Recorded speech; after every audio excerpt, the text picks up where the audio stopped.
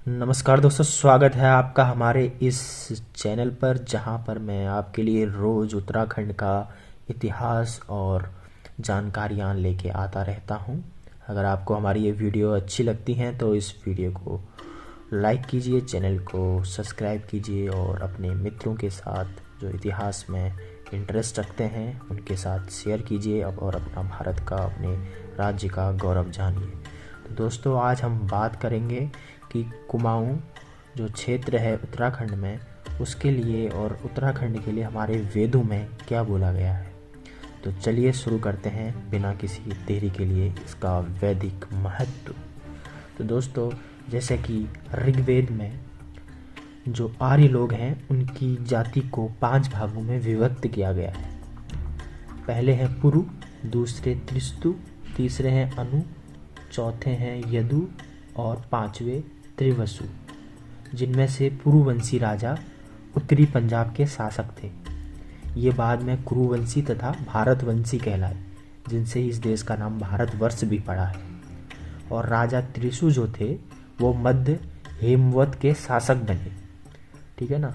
हेमवत जो है वो है आपका, उस टाइम में पूरा उत्तराखंड उसी में शामिल था। दोस्तों, हिमालय प्रांत अनादिकाल से तो बहुत पवित्र माना ही गया है। इसको पुराणों में हिमाचल, हेमवत और हिमाद्री, हिमगिरी, गिरिराज आदि नामों से इसको पुकारा गया है। पर इसका वैदिक नाम जो है वो है सुमेरु या मेरु। इसको वेद में सुमेरु की एक इसका नाम दिया गया है। दोस्तों, इसका इतना महत्व है, जिस प्रकार ईसाइयों को पैलेस्टीन की भूमि उनके लिए बहुत ही पवित्र है, वो उनका स्वर्ग है, उसी प्रकार से ये मेरु या सुमेरु पर्वत हम हिंदुओं के लिए हमारा स्वर्ग है। हिंदू क्या, तिब्बती लोग भी इसको अपना स्वर्ग मानते हैं। मेरु को 4 रंगों में कहा गया है पुराणों में, कि यह पूर्व में ब्राह्मण की तरह श्वेत, दक्षिण में वैश्य की तरह पीत, उत्तर में दक्षिण की तरह लाल और पश्चिम में शूद्र की तरह श्याम है। इसमें 4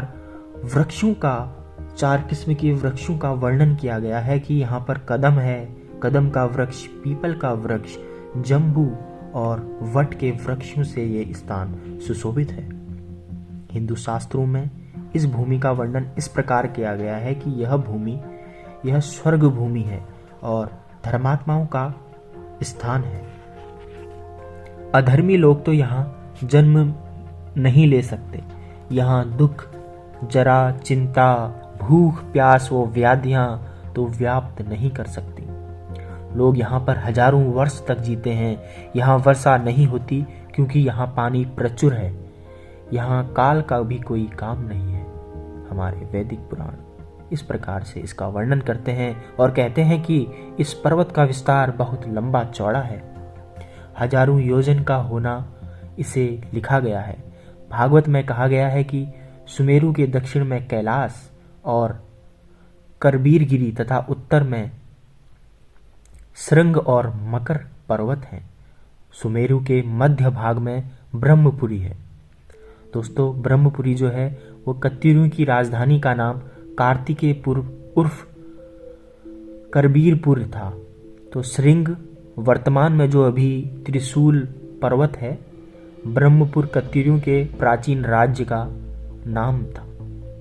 क्या वैदिक, क्या पुराणिक, क्या आधुनिक, सब समय के देवी देवताओं की यह तपोभूमि रही है, बिहार भूमि रही है तथा उनका एक पार्लियामेंट समझ लिए मंत्रणा भूमि सुमेरु पर्वत ही रहा है। जब जब देवताओं ने पृथ्वी पर अवतार लिया है तो वो मंत्रणा के लिए, विचार विमर्श के लिए सब यहीं पर एकत्रित होते थे। दोस्तों, अंग्रेजों ने भी अपनी कमेटियां शिमला, नैनीताल, दार्जिलिंग में ही बैठाई थी। वो यहीं पर विचार विमर्श के लिए एकांत में इस स्वर्ग भूमि पर जाते थे। हिमालय पर्वत अनंत काल से महादेव व पार्वती के निवास स्थान माने गए हैं। हिमाचल को तो पुराणों में राजा कहा गया है और इनकी कन्या पार्वती देवी थी। पार्वती के अन्य नाम हैं जैसे गिरिजा, गिरिजा किशोरी, शैलेश्वरी, नंदा आदि इनके नाम हैं। हिंदुओं के एक स्वर्ग, पुण्य स्थान कैलाश, मानसरोवर आदि सब इसी की तो गोद में है। गंगा, यमुना, सतलज, सिंधु, ब्रह्मपुत्रा, काली आदि आदि उत्तर भारत की नदियां मानसरोवर के आसपास से निकलकर इस उत्तर भारत को अनंत काल से इस क्षेत्र को पवित्र करती आ रही हैं। मानसरोवर कुर्मांचल के बिल्कुल मस्तिष्क में स्थित है। इसके नीचे से छोटी पहाड़ियों से सरयू, राम, गंगा, कोसी नदियां निकल रही हैं। भारत के उत्तर स्थान के सदा से रक्षक इस शुभ हिमालय की ऊंची चोटियां हैं जो यहाँ पर है। नंदा देवी, पंचाचूली, परशुराम, त्रिशूल आदि आदि इस कुमांचल के मस्तिष्क में शोभा इस प्रकार बढ़ा रहे हैं जैसे किसी सम्राट के सर पर ताज है। ऊंटाधुरा, लिपुलेख सारे दर्रे से तिब्बती लोग यहाँ आते थे और यहाँ से भी तिब्बत अगर आपको जाना है तो इसी कुर्मांचल के पवित्र भूमि से आपको जाना होगा। सुर, असुर, नर, यक्ष, किन्नर सभी की यह भूमि प्रिय रही है। गंधर्व सारे यहीं पर नाचते हैं। हनुमान जी ने तो यहाँ पर द्रोणागिरी, दूनागिरी पर्वत से संजीवनी बूटी लाकर लंका में मूर्छित लक्ष्मण जी को जीवन दान दिया था और भगवान श्री रामचंद्र जी के होश को, शोक को हर्ष में परिवर्तित किया था। पांडवों ने यहाँ पर जगह जगह घूमकर असुरों का नाश किया और यहीं से गंधमदन पर्वत से सोना निकालकर उन्होंने राजसूय यज्ञ किया था। अर्जुन ने यहीं पर तपस्या कर महादेव को प्रसन्न कर पशुपत आदि दिव्य अस्त्र और शक्तियां प्राप्त की थी और महादेव ने उन्हें किरात के रूप में यहीं पर तो दर्शन दिए थे। कालिदास की प्रसिद्ध अलकापुरी भी यहीं कहीं पर हो तो हमें आश्चर्य नहीं करना है। यक्षों के राजा कुबेर की कंचान नगरी तो पुराणों में बताया गया है कि वो कैलाश के आसपास ही है। दोस्तों, कश्मीर से यह प्रांत सौंदर्य में किसी भी प्रकार से कम नहीं है। गंगा यमुना से पवित्र किए गए केदार मंडल में वर्तमान काल में मार्ग की सुगमता है। लोग चार धाम की यात्रा करने के लिए इसी स्थान से जाते हैं और पुराणों में भी इस मार्ग का बहुत अच्छे से बखान किया गया है। बद्रीनाथ, केदारनाथ, जागनाथ, बागनाथ, गढ़नाथ, रामनाथ आदि बड़े बड़े नाथ इस भूमि की रक्षा करते हैं।